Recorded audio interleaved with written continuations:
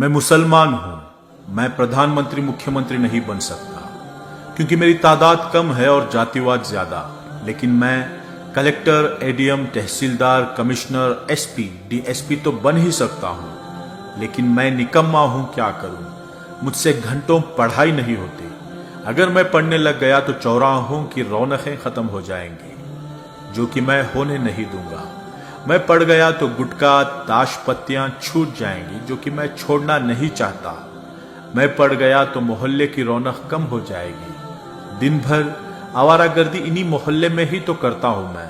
हाँ, काम नहीं है मेरे पास, लेकिन क्या फर्क पड़ता है, अल्लाह के फजल से 2 वक्त की रोटी तो मिल ही जाती है।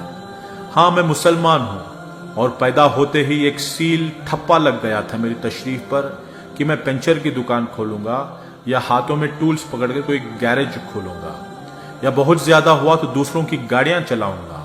हाँ, मैं मुसलमान हूं। अपने भाइयों की टांग खींचना मेरा सबसे बड़ा काम है। आखिर मैं क्यों नहीं पढ़ा या मैं क्यों नहीं पढ़ पाया, ये सवाल हो सकता है, लेकिन मैं अनपढ़ हूं, इसमें शक नहीं।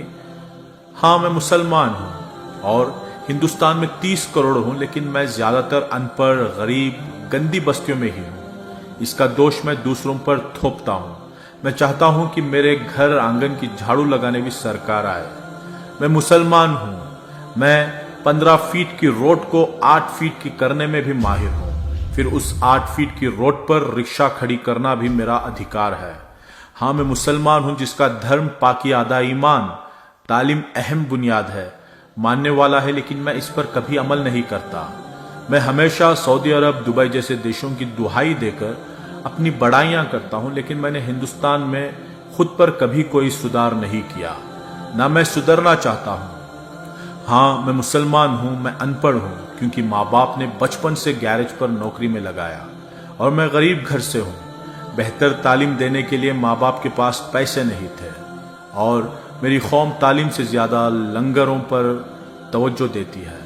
वो खिलाने पिलाने को ही सवाब समझती है। मैं मुसलमान हूं, मैं खूब गालियां देता हूं, मैं रिक्शा चलाता हूं, दूध बेचता हूं, वेल्डिंग करता हूं, मैं गैरेज पर गाड़ियां सुधारता हूं, मैं चौराहे पर बैठकर सिगरेट पीता हूं, गांजा पीता हूं, ताश पत्ते खेलता हूं, क्योंकि मैं अनपढ़ हूं। और मैं अनपढ़ सिर्फ 2 वजह से हूं। एक, माँ बाप की लापरवाही, दूसरा, कौम के जिम्मेदारों की लापरवाही। माँ बाप मजबूर थे, लेकिन मेरी कौम मजबूर ना थी और ना है। मैंने आंखों से देखा है लाखों रुपये शादियों पर खर्च करते हुए। मैंने आंखों से देखा है लाखों रुपये खवालियों पर उड़ाते हुए। मैंने आंखों से देखा है बेइंतहा फिजूल खर्च करते हुए। काश मेरे माँ बाप या मेरी कौम मेरी तालीम की फिक्रमंद होती तो आज मैं प्रधानमंत्री या मुख्यमंत्री ना सही, लेकिन मैं आज कलेक्टर, एडीएम, कमिश्नर जैसे बड़े पदों पर होता, बिना वोट पाए भी लाल बत्ती में होता, या कम से कम मैं डॉक्टर, इंजीनियर, आर्किटेक्चर या जर्नलिस्ट या एक अच्छा बिजनेसमैन तो होता ही। लेकिन बचपन से मन में एक वहम घर कर गया कि मियाँ तुम मुसलमान हो और मुसलमान को यहाँ नौकरी आसानी से नहीं मिलती। लेकिन मैं ये तो भूल ही गया कि मेरे नबी सल्लल्लाहु अलैहि वसल्लम ने तमाम जिंदगी तिजारत ही की और तालीम पर अहम जोर दिया। फिर मैं उनका उम्मती होकर नौकरी ना मिलने की बात सोचकर तालीमात क्यों हासिल नहीं करता। नोट दोस्तों, ये तहरीर सिर्फ इस्लाही पोस्ट के लिए लिखी गई है। रिक्शा चलाकर पेट पालना या वेल्डिंग करना, दूध बेचना, गैरेज के टूल्स पकड़ना या मजदूरी करना कोई गलत काम नहीं है, लेकिन हम इसके लिए पैदा हुए हैं, ये सोचकर तालीम हासिल ना करना गलत है। खूब पढ़ाई करो कि हर पद पर सिर्फ तुम दिखो, तुम्हें इज्जत से देखें, तुम पढ़े लिखे तबके में गिने जाओ। अंधविश्वास से दूर एक नई जिंदगी जीकर मुल्क व कौम की खिदमत करें, और जहां प्रोपोगंडा नामक चीज ही ना हो, आने वाली नस्लों को पढ़ा लिखा कर हम अब तक के अपने इतिहास को बदल दें।